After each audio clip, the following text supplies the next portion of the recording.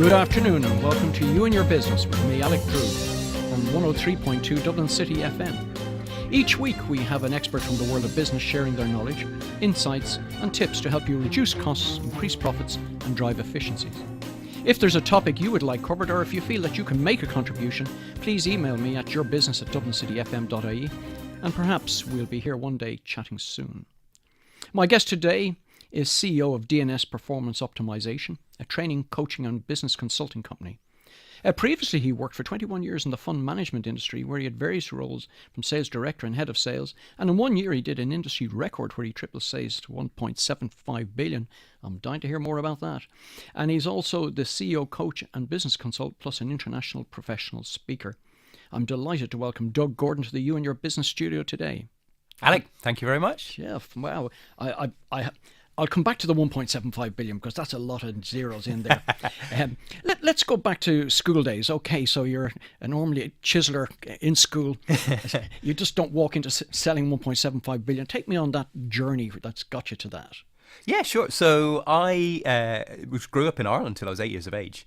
Dad was working for AIB and then he got a job over in London and he moved the family across there. So we lived there for about 7 years and then moved across to Belgium where he worked for Swift, the telecommunications companies between all the banks.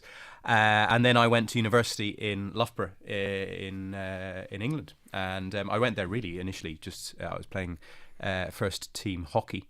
And Loughborough were the number one university for sports, so that's why I went there. But I did do engineering at the side as well. So. Oh, engineering. Okay, so how long did that... It was a 4-year course. So I did 3 years in manufacturing, engineering and management, and that led on to then a master's in computer integrated manufacturing. Wow. All right, that's quite interesting. So where did that take you then? Well, I actually got a job for a foundry called Chamberlain Hill up in Sutton Coldfield.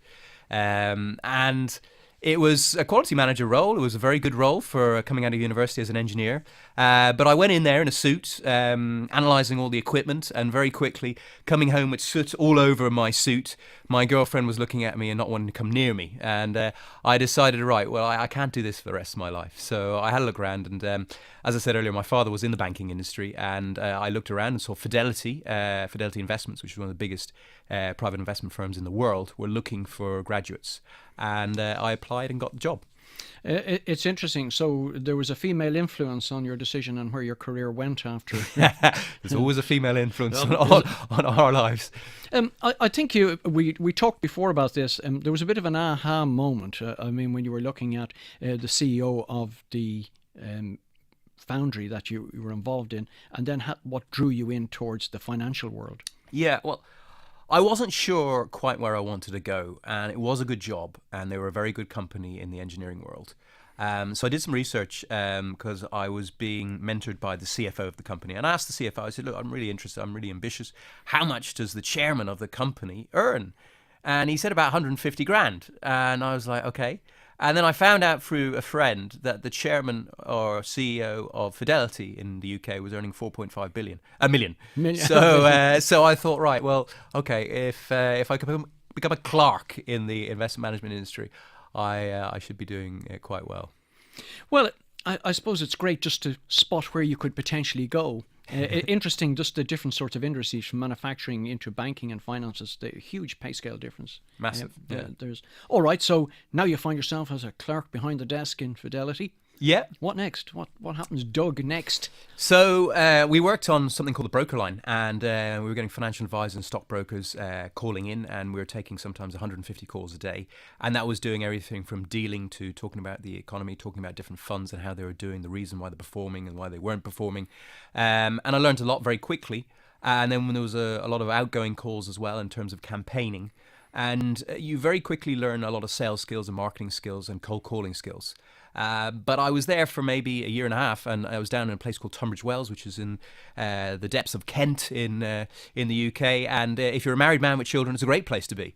But if you're a single man looking for a young lady, it wasn't great. So I decided to move up to London, and I moved to a company called Lazard, which is one of the biggest investment banks in America. And I worked there as a sales support guy to begin with, and then moved into sales. And I was working in sales there, selling to financial advisors up in the north of England and Scotland and Northern Ireland. And I decided then that because of the travel, I wanted to get the same job but down in the southeast where I was living in London. And one of our fund managers had left to go from Lazard to HSBC Asset Management at the time. And I heard about an opportunity there through him. Went for the job, got the job, moved across and was there for 2 years and really enjoyed working at HSBC. They were a great company with great people. And then the managing director there then left and went to what was called Morley Fund Management then, which is now Aviva Investors. And he ended up poaching me direct, asked me to come across to help in London. And as you can imagine, having been at HSBC, I was the travelling salesman in the car. So the stomach started kind of building a little bit, and I wanted to bring that back down. So walking around London was better than sitting in the car all day. Sorry. No, it's fine. I'm fascinated by this. I see there's a bit of a pattern in our sort of interview from the Foundry where female companionship kind of urged you to move to another job, to Tunbridge Wells, where isolation and lack of female companionship moved you to another job. Well, I'm a massive believer in companionship, in people, in love. And yeah, I've always been seeking love all my life, and now I have it, thank God. So yeah, excellent. But it just shows you. I think you have to put in the effort. If you want something, you need to make the changes in your life to acquire it, and quite obviously that's part of your sort of modus operandi. Well, funny you say that, Alec. I mean, I've been a salesman basically all my life, and I believe that we're all salespeople, in whatever circumstances. And a lot of my sales skills were learnt as a 5 foot.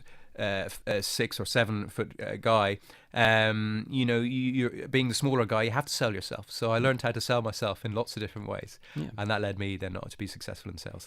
It's great. I suppose this whole business about being on the phone as well, you get to learn about taking rejection, which is something I think a lot of people in business particularly struggle with. They think it's personal, but it's not. It's just maybe the wrong person at the wrong time, or massively. And there's a great film called In the Pursuit of Happiness with Will Smith, where he's working for a brokerage and he literally doesn't put the phone down. He has his finger on the clicker and he's literally making call after call after call after call. And I used to do that all the time. It's all about numbers. It's all about ringing, people again and again and again to get that meeting at first, or to get them to one of your seminars or conferences or whatever it might be, where you can use a medium to sell to that person.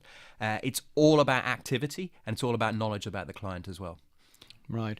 And there is a lesson in there that and in a sales role, you're taught that by having to use the phone like that and engage people. You better have something good to say when you do get through.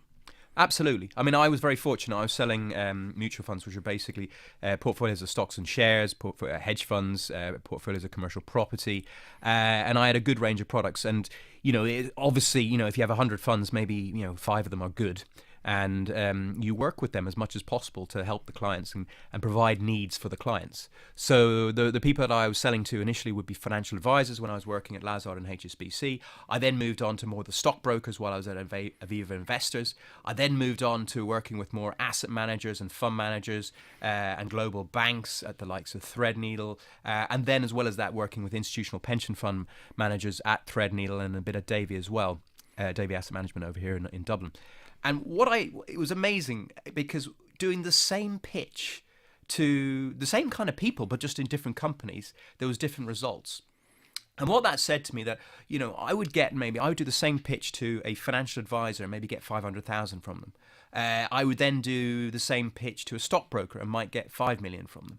Or I'd do a pitch to a asset manager and I might get 30, 40, 50 million from them. Or then more of an institutional global bank, you might get 100 million. And sometimes there was even an institutional pension fund manager, I got 285 million in one deal.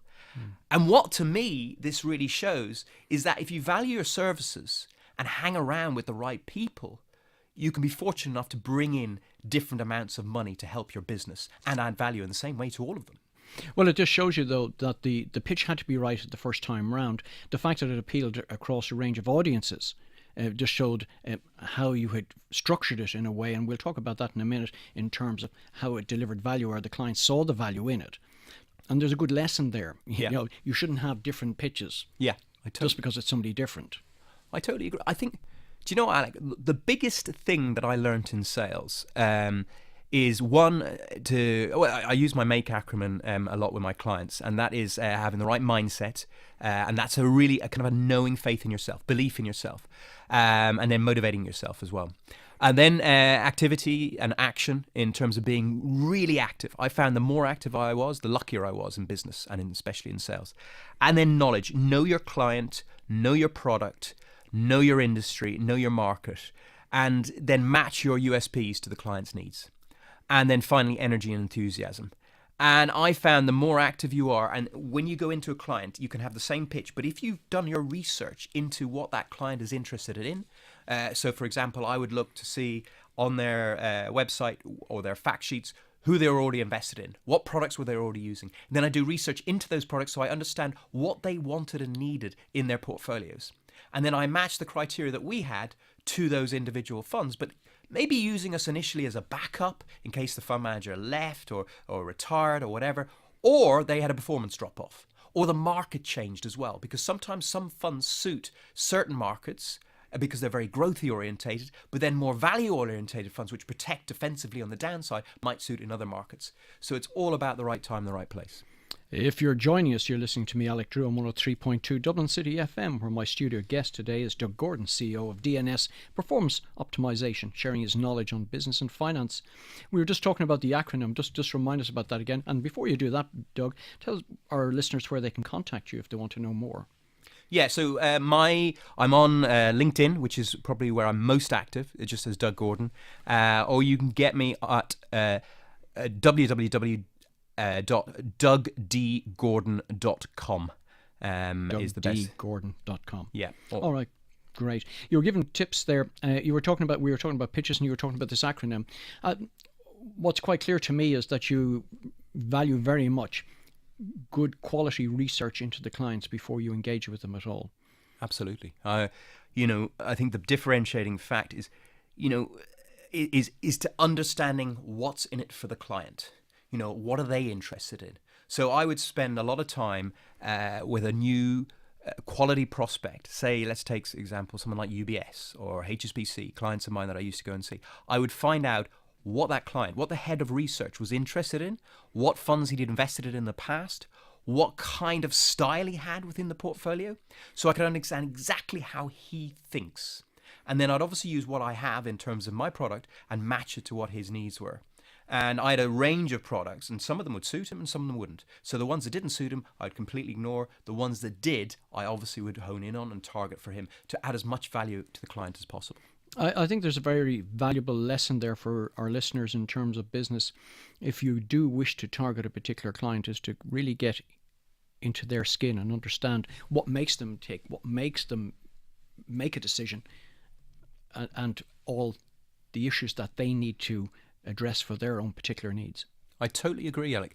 And actually, one of the tips I can also give is to get to know your competitor salespeople as friends. Because what I find is sometimes I might have had a UK equity fund or an American equity fund that would be very popular with clients, but I didn't have maybe an Asian equity fund or an African equity fund. So I might get to know the person who is a great guy who's got a fantastic African equity fund, so that you can offer that to your clients. Say, oh, by the way, do you know that Alec, who works for XYZ asset manager, he is a god fund, maybe he can help you there. But by getting to know and helping your peers in other companies, you can then ask them about clients that they may have been looking after longer than you. And you can swap ideas about them. So you might find out what a client that you're going to see his favorite football team is, or how many kids he's got, or what his favorite type of fund is, or his favorite fund managers. And you can use that in a positive way to bring a connection. And you might find that you have something in common as well. So if I'm picking up what you're saying there correctly, you're suggesting that if a particular potential client has an interest in something outside of your portfolio, you're quite prepared to recommend somebody that you know rather than leave the business on the table. Absolutely. For me, it always was about adding as much value to the client rather than competition. I truly believe that where there's competition, you're going for a finite amount. It's like going for a lack of something. Whereas if there's collaboration, there's infinite abundance. You can create new things from nothing. I must say I'm a great believer in that myself. What I call it is sort of being the centre of a circle of influence where you do connect people up. There may be nothing apparently there for you at the moment, but reciprocation is always on the cards. I totally agree. I mean, I had one deal for 285 million, and I worked on it. Basically, these guys were at one of the big investment banks. Then they moved across to an institutional life company. And all that time, they didn't give me any business whatsoever. But I gave them tips whenever I went to meet them. And they said, well, actually, we're not really looking for that at the moment, Doug. We're looking for this. And I'd straight away say, well, actually, do you know that M&G have this really good fund, or Fidelity have this very good fund, or Lazard have this good fund, and really helped them with an interest, of genuine interest of their best needs rather than mine. And then when the time came and they needed my fund, who was the first person they picked up and called? Yeah. Straight away. And I think there's a valuable lesson for everybody out there in relation to that. Don't always be thinking of yourself and how it affects you. Think of how you can help people add value, because it will come back to you. It generally does. That's the law of life and the law of reciprocation. I totally agree. I mean, it's one of the biggest things that I've always done in my career.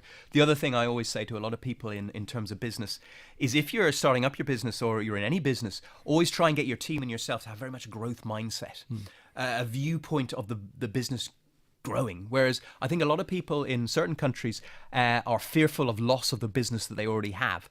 And because they have that energy and aura around their business, they forget about the growth. And they concentrate so much on, not spending too much, worrying about the competition. What are the competition doing? Rather than just trying to add as much value and be as positive as possible within their company. Yeah, and that's very important. And you've sort of been rubbing shoulders with some of the great and the good out there. Tell me a bit about that. People like Gary McGann and Stuart Lancaster. Yeah, so obviously for everybody out there, Stuart Lancaster is obviously the Leinster coach, and he ex-England coach, and then Gary McGann is chairman of Paddy Power Betfair and used to be CEO of Smurfits and Aer Lingus.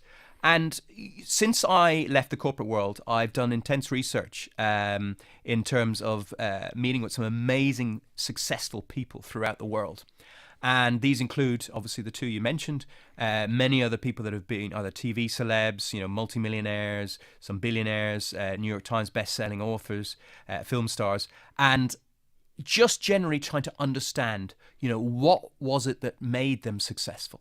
And that has really helped me, because then I've been able to, put all that research together and use it in helping my coaching clients and the CEOs that I work with as well.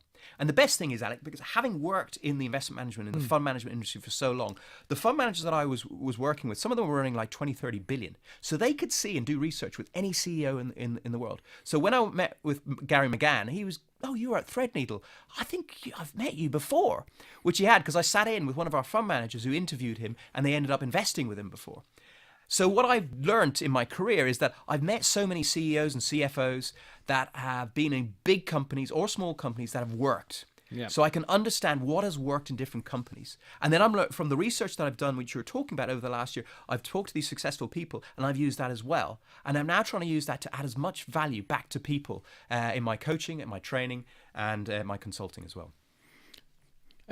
One of the things I was fascinated with is you have a very, very good justification for travelling first class. I think our listeners would like that, because we're always looking for a reason why we should travel first class, and it's not necessarily the money, but the perception of it. Well, I said earlier on, it's it's all about valuing yourself and then hanging around with the right people. And as I said earlier on, the financial advisors, there's some brilliant financial advisors out there, but they don't have as much money, so they can give you what they can. And I have to say, I've got so much gratitude for the people that support me. But then, the people who are the institutional pension fund managers have a lot more to give, so you can get more business out of them.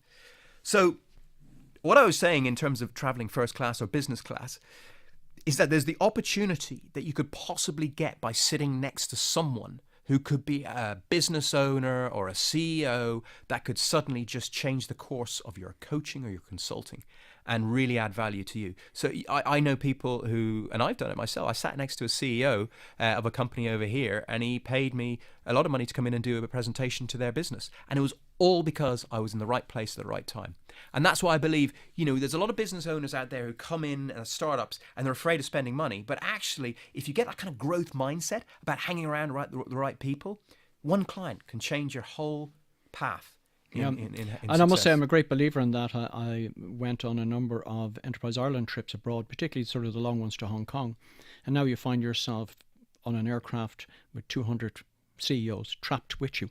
So you can get to meet them and know them and rub shoulders. And it's a great way to do business and plant the seed for future growth.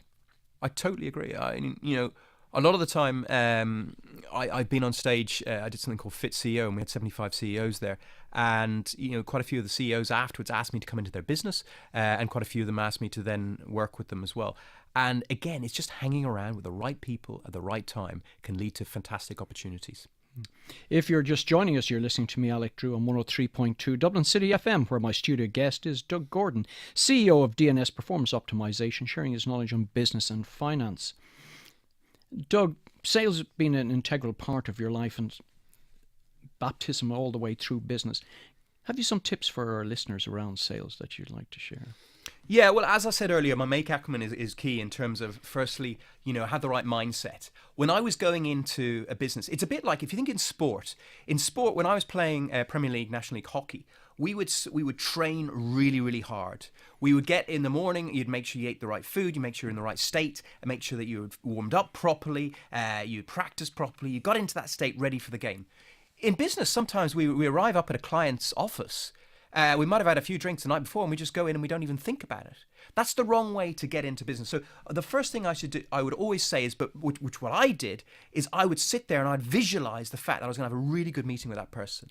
And I would say, I'm going to have a really good meeting with Alec. It's going to be fantastic. Alec and I are going to get on so well. It's going to be fun. And you really kind of use affirmations to yourself and have that self-talk that's really positive. So when you go in there, you just know you're going to have a fantastic meeting. So mindset's the first thing. Secondly is in terms of activity and, being really active in terms of business plans. Putting a bit of business plan together is really important because once you have it on paper, it gives you a path to follow.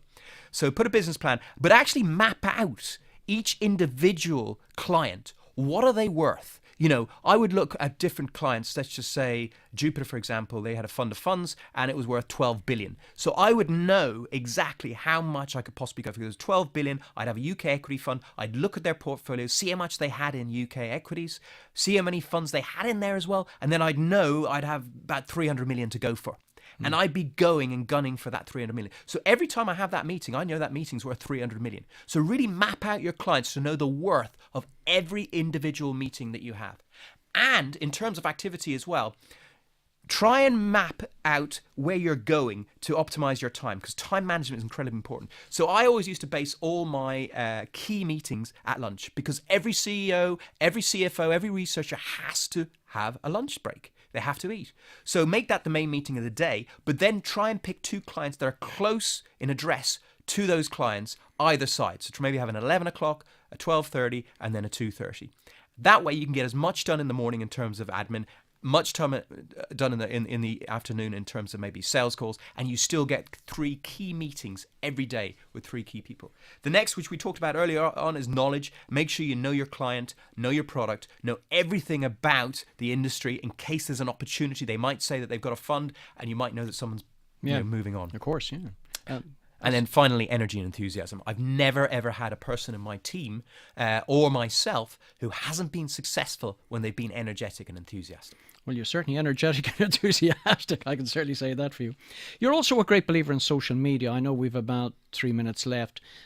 Talk to me a bit about that, because I'm not a huge fan of social media, but that's just me. I'm a dinosaur. Tell me a bit how it works for you.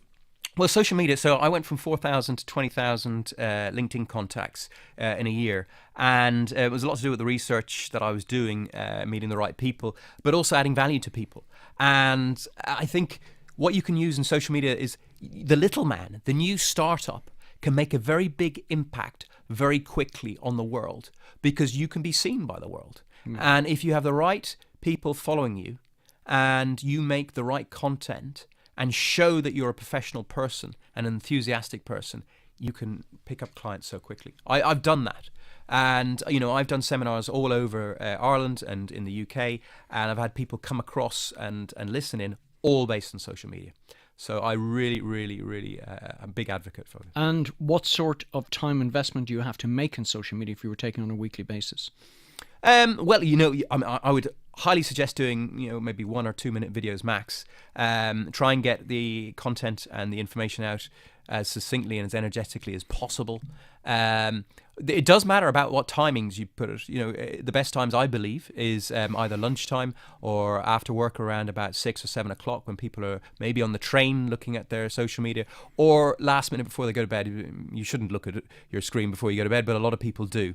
And the morning as well. So train time, travel time, and lunchtime are good times to really put on content and promotions. There's some great tips there for people, because I'm often sure, and we do see things coming through at all sorts of strange times of the day. Absolutely. A key message, do you have a call to action in your messages that you put out? Well, just have, as I said in my main character, have the right mindset, take all the actions, really know your client, but also have a knowing faith in yourself, and then optimize your energy to optimize your performance in life. Everything in life is energy. And if you optimize that, you can be so much more productive and more focused and more determined in what you're doing. I suppose the call to action was in terms of the blogs and things that you're putting out. Do you generally you give out a tip, but do you have a call to action there as well within those? Yeah, most of my calls to action is to get people to call me in terms of my coaching, consulting, and training, and that's where I've been into hedge fund companies with training. I'm working with CEOs and coaching and consulting. I'm a board director of a blockchain company there as well. Blockchain. Well, we could talk about that for some time, but unfortunately we've run out of time. That's where we are. Okay, that's all we've time for today. A special thanks to my guest, Doug Gordon, CEO of DNS Performance Optimisation, for coming into the You and Your Business studio today. Thanks also to Garrett, who is on sound. Don't forget that you can contact the show by emailing yourbusiness@dublincityfm.ie with your comments and suggestions. The podcast of today's show will be available at dublincityfm.ie from tomorrow. Thank you for your company, and please remember to join me, Alec Drew, again next week at the same time, 12:30, right here on 103.2 Dublin City FM for another edition of You and Your Business.